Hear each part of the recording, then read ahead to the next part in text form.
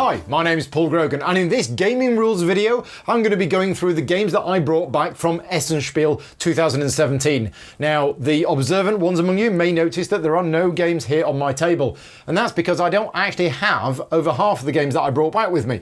A friend of mine, Paul Bryant, who runs Games Law, you may know that he sponsors my podcast, well, he's got half of my games in his van. So I didn't just want to go through some of the ones that I've got here. I'm going to be using digital imagery and putting the games just there. Now, before I carry on with this video, I just want to say that some of these games are ones that I went out and bought. Some of the ones I got as review copies. Some of the ones were just designers who followed my stuff and wanted to give me a copy of their game. And other ones are games that I've worked on, and therefore I got a copy because of that. So I just wanted to let people know ahead of time that these aren't games that I went out and bought myself, and I'm not intending that this is a bragging video of, oh, look at me, look at all these games that I got given. But I wanted to do a video of all the games I brought back with me, so here we go. I'm going to go through them in alphabetical order. So the first game is Agra from Quind Games, and I got a copy of this for review, so I am going to be spending some time hopefully playing it over the next few months, and then probably going to be doing a review of it. So this is a meaty, heavy game. I know about this game because a number of people pointed it out to me and said that I would really like it. I think it's very high on the BGG weight scale. It also weighs 2.9 kilograms. And when this is a game that I actually did bring back with me in my suitcase. And it's so heavy, I thought, well, I'm going to save some weight by unpunching some of the stuff. The box is absolutely packed full, and most of it is all wooden components and the game boards and everything else. There wasn't actually, I think there's only like 3 punch boards in it. So lots and lots of components in this game. I did see it being played, and I chatted with a couple of people about it. Big rule book, looks fairly complex, so looking forward to playing this one. The next one is Alexandria, and I got a copy of this game because I helped work on the rulebook for it.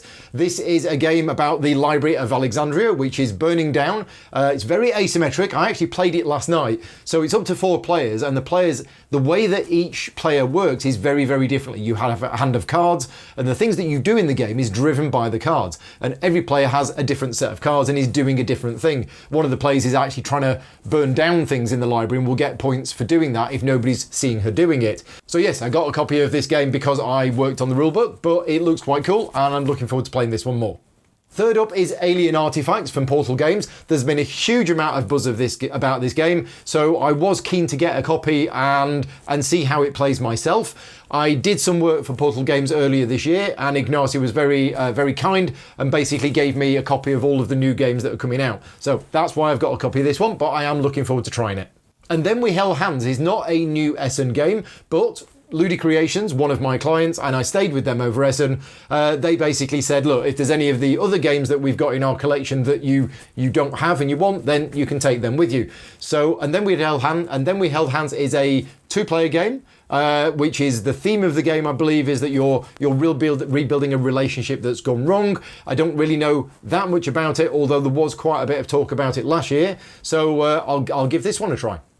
The fifth game is Bottle Imp, or The Bottle Imp, and this is being published by Louter Pellet and Stronghold Games. Louter Pellet are a client of mine, and I did work on the rulebook for this game. The original game is 1995, so it's obviously had a new version this year. I don't know how different this new version is, if at all, but I did quite a bit of work on the rulebook for it. It's a trick-taking card game, which has an interesting mechanism where you're trying to get, I believe, under the value of the current bottle without going over it. And then if you get closest to it, you get the Bottle Imp. Anyway, it looks like a fairly nice, simple game, so give that a try. The sixth game on my list is Capital Lux. Now, a friend of mine, David, who lives in Sanford Peveril near me, he brought this game around about a month ago, never heard of it at all. We played it, I quite liked it. Then a week or so ago, Ben Osteen brought his copy round, I played it again, liked it, and I thought, oh, must keep an eye out for that game. And then at Essen, I saw somebody with a copy of it, and I was like, right, where is it? They told me where it was 10 euros, absolutely fantastic game, really, really enjoy it, so picked up a copy of this one.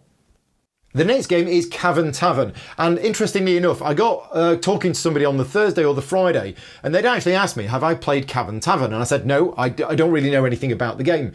And then the next day, complete coincidence, but Vodkan, one of the designers from Final Frontier Games, came up to me and said, I've got a copy of Tavern, he'd like me to have it. So all I know about this game at the moment is what I read on the back of the box, that it's worker dice placement game, a bit of resource management set in a fantasy tavern.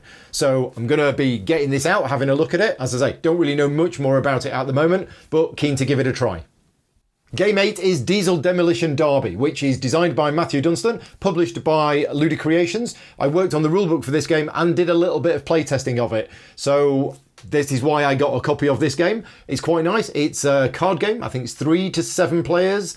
And it's a little bit like Seven Wonders in the way that you get a hand of cards, you draft one of them, put it face down, pass the rest to the left, and then everybody reveals their cards at the same time. However, in this one, the cards are interacting with each other because it's Diesel Demolition Derby. These are diesel punk robots fighting in an arena.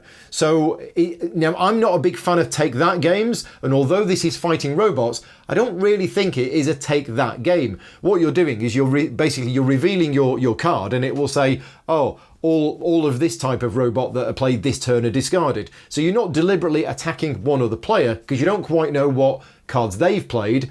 But it's quite clever. I've only played it a few times, but obviously when you are passing the card to the left, you're trying to remember what cards you've passed on, because then the card that you play might interact with those. So yeah, that's Diesel Demolition Derby.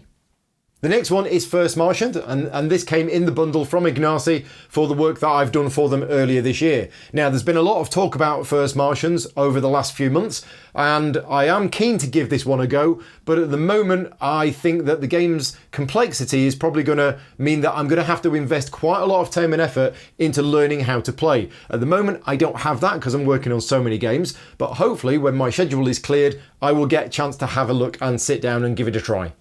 Game 10 is Flam Rouge, and I also got the expansion as well. Now, I mentioned earlier on, Loud to Pellet are one of my clients, so they asked me to work on the rules for the expansion for this game, which is why I got a copy of the expansion, but I did mention that I don't have a copy of the base game, so they threw that in with the deal.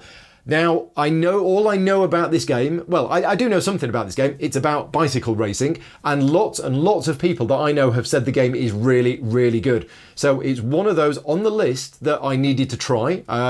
Always wanted to try it, just never been in the right place at the right time. Rules, I think, are relatively simple. I remember the rulebook when I was editing it for the base game was only like 4 pages, so it looks like it's relatively simple rules, and yeah, very keen on giving this one a try. The next game is Green Deal, designed by Juma Al-Juju, which is the designer of Clans of Caledonia. Now, on the Friday afternoon at Essen, I volunteered basically to help out Juma working at the Karma Games booth. I got to wear a kilt and a hat. There's images online if you don't believe me. And as part of that, he basically gave me a copy of this game. Now, this game is originally out in 2014. I'd never heard of it before, but a few people that I know, having spoken to them after Clans of Caledonia, said, oh yeah, I got his first game as well, and his first game is really good. So yeah, don't really know anything about this one at all, but, you know, Clans of Caledonia is really good, so I'm very keen to give this one a try. Honshu is the next game on my list, and basically this is a game which I should have bought at last year's Essen. The only reason I didn't is a few people in my group bought it, so I thought, well, I don't need to, but it was really cheap, and it was one of the best games that came out at last year's Essen, in my opinion. Now, some people might think it's a little bit random, and it probably is, but the point is, it's such a nice compact game. It doesn't take long to play. It's got some interesting decisions in it, and it fits a really, really nice sweet spot. I also think it's suitable for gateway game, as a gateway game as well, playable with non-gamers. So really, really wanted my own copy of this, and happy to pick one up this year. Immortals is a game from Queen Games, and I had a meeting with Queen Games on the Wednesday, and I did some trading with them of games which I was getting given for some of the demo work that I've done, and I picked up this one. Now, this one is of interest to me. I didn't know anything about it before the show, but as they took me into the back room and showed me the games that they've got, it did look really interesting. Dirk Henn, Mike Elliott, both great games designers. The mechanic of the game looks really good. The way that when an army dies on the board, it actually never dies permanently. It goes somewhere else, and then it can come back in another part of the board. Not quite sure how it works, but when they explained it to me, it was like, this sounds really cool. Over the weekend of Essen, I spoke to a couple of other people and said, I've got Immortals from Queen's Game. And they were like, oh yeah, that looks really good and interesting. And they were keen to get a copy as well. So I'm looking forward, like I've said in all the other ones, in getting this one to the table. It's quite a big box game. So this is one that I don't actually have with me at the moment, but should be arriving at the end of November. The next game is In Between from Board and Dice. Now, I worked on the rulebook for this game, so I got a copy of the game as part of that arrangement.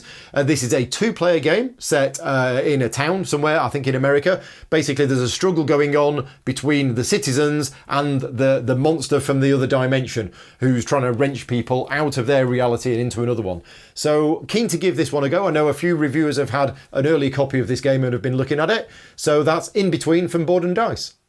Ayunu is a game from Ludi Creations. I don't know whether I'm pronouncing it correctly or not. I've tried asking many times for how you pronounce this game, and every time they tell me, I keep forgetting. This is a game from Todd Sanders. I helped playtest this game, ran it through a few playtest groups, provided some feedback and did some game development on it, and also helped with the rulebook. So that's Ayunu from Ludi Creations. Speaking of Ludi Creations, the next game is Long Live the Queen, which I got a copy of because I helped to test the game and also do the rulebook for. Now, I say test the game, in the playtesting that I was doing, it was mainly just playtesting the rulebook. The game was finished and it was just a case of checking to see if people were able to play the game from the rulebook and make the appropriate tweaks. Loot Island is What's Your Game's next game. Now, for those of you who are looking at the image on screen, you probably can't see that Loot Island is a smaller box from most of the What's Your Game titles. What's Your Game? Yeah, anyway, it's not a big box game. Their big box game is going to be released next year, which is going to be Brazil. So this is a smaller box game, similar to Oddville. It's a lighter game than most of their other ones, but it still has the interesting gameplay. I'm going to be doing a video for this, hopefully in the next 2 weeks, before I go to BGG-Con. So that's why I've got a copy of the game, is so that I can film the video. But that's Loot Island from What's Your Game. Memo R, I think that's how you pronounce it, is a memory-style card game. It looks quite light, and I'll be honest with you, when the publisher wanted me to have a copy of this game, I said, right, this is definitely not the kind of game for me, because memory factors or memory elements in a game is not my thing whatsoever. But I do know a few people that I think are going to like this game, so I said I'd bring it back with me and show it around a few local groups. Merlyn is next, and this is a game which I was definitely going to come back home with. It's Stefan Feld, Michael Reineck, and there was just no way I was never going to come back with this game. Now, a few people that I know have played this game over Essen and said it was a little disappointing. It's a Stefan Feld game. I'm probably going to enjoy it anyway, but based on that, I'm not expecting it to blow me away or be the next best thing. But yeah, still looking forward to it. Still really want to play it, and that's Merlyn. Another game which I picked up at Essen, and this is one which I went out and bought. This is Navigador by Mike Gertz. This is a game which I've only played, I think, once or twice when it first came out. Liked it back then. Don't have a copy in my collection. Thought it was really hard to get hold of, and then saw it at the PD Verlag stand. So it was like, yep, okay, I've got a bit of money, I'll buy that, and I'm very happy to have this in my collection now. I got a copy of 9 Worlds plus the expansion from Richard Denning. Richard Denning, for those of you who don't know, runs, he's a games designer. He's done a couple of games. He runs Medusa Games. He's also one of the 2 people behind the UK Games Expo. I've become friends with Richard over the years, and he wanted me to have a copy of this game. Again, it's one which looks really nice. I'm keen to give it a try, see what it's about, and show it to local players and see if they like it too. Noria is next on my list, and this was another one which I was really wanting to pick up while I was there, and I did manage to get a copy of it. I believe it was sold out, I think maybe on the Friday. In my pre-Essen podcast, I'd mentioned that Stronghold Games are going to be publishing the English language version of it. That's true for North America, but at Essen they weren't allowed to sell it, so there weren't that many copies available. Really love the look of this game, and that's the main driving factor. I mean, a few people that I've spoken to have said it's really good, but it's the artwork by Michael Menzel which attracted me to it, and the story behind it that Sophie Wagner had won a competition and this was her games design. Seems really good. So yeah, got this one out, was looking at the board earlier on this morning and was like, yeah, this is really gorgeous. Hope the gameplay's good as well, but we shall find out. And continuing the list of games which I definitely didn't want to come home without is Uwe Rosenberg's new one, NewsFueled. I'm trying to pronounce this correctly. Now, they were happy, Mayfair Games were happy to give me a review copy of this game, but only on the Sunday and only if they had any copies left. So I thought about it and I thought, right, okay, well, I really don't want to just wait till Sunday. So I went and just bought a copy anyway. And I'm really, really excited about this one. I know very little about it apart from what we discussed on my pre-Essen podcast with Matt and Tom when they were talking about it, and that's enough to pique my interest. I don't have my copy of this yet, but Mark, a friend of mine who lives close by, he got a copy as well, so I am going to be able to play this before my copy arrives. And while I was at the Mayfair Games booth picking up NewsFueled, I also decided to pick up Oh My Goods plus the first expansion. Alexander Pfister is one of my favourite designers, and I've heard lots of good things about this game, but I don't know anybody who's got it, so I thought, well, I've got a little bit of money extra in my pocket, so I might as well buy it. So yeah, Oh My Goods I think came out last year. I think there's a second expansion as well, but I got it with just the first expansion just to see how it goes. Pioneers is another game from Queen Games that I got with them in the arrangement that I made with them. I didn't know anything about this going into the show, but it looks really interesting. They showed me the board, they showed me how it all works, and they showed me the basic mechanics of the game, and I was quite excited by what I'd heard. The other thing that made me quite excited, and to be honest, this is the primary reason why I said yes to this game, is it's Emmanuel Ornella. Now, Emmanuel's done a couple of games in the past. I've played them and I've really liked all of the games that he's done. So as soon as I saw his name on the box, that really swayed me to wanting to bring a copy of this game back with me. And I managed to meet him on the whatever day it was. So yeah, it was a good weekend for meeting new designers that I hadn't met before. Pocket Mars is from Board and Dice. This game was released at UK Games Expo this year. Now, I didn't have anything to do with this game. I didn't do the rulebook. I didn't do any game testing on it at all. But Board and Dice were so nice to me that they decided to give me a copy anyway. Again, it's another one that I've heard lots of good things about, so I'm keen to get this one to the table. Pulsar 2849 from CGE, and it's a bit silly me putting this one on the list because I work for CGE. Of course I'm going to get a copy of this game, but I have written the script for this video yesterday, it's been approved this morning, and tomorrow I'm going to start filming this video. So I was going to get a copy of this game anyway, but the reason I brought this one home rather than them send me one later is that I need to get on with filming, so that will hopefully be done in the next week. Serengeti is a two-player card game published by HAL 13. It's a two-player game, and the theme of the game is it's set in Africa and you're trying to preserve the ecosystem to save the wildlife. I know the designer, Rogue Marshall, who I've known for a few years, so he gave me a copy of this game and said that he wanted me to have it. So the artwork looks really nice, so yeah, it's another one that I'm keen to get out and see how it plays. Space Freaks is another game that's published by Louter Pellet and has been picked up for distribution in North America by Stronghold Games. I worked on the rulebook for this game, which is why I got a copy of it. It's a 2 to 4 player game where basically you're space freaks. What I remember about it is that you kind of customize your freak with different arms and legs and heads, and that gives you additional powers, and you move around the board and you compete over objectives and fight each other and things like that. So yeah, did the rulebook for it. Keen to see what the final product is like. Superhot, the card game, is another game from Board and Dice, which they gave me a copy of. I did the rulebook for this, and this was released at UK Games Expo earlier this year. This is a game, it can be played solo, and I know a lot of people are playing it solo, and it's based on the very popular computer game where things only move when you move, and I believe that they've managed to replicate that in the actual game mechanics. So yeah, it's a game that plays solo. I'm not a big solo gamer myself, but this is one which I will give a try playing solo.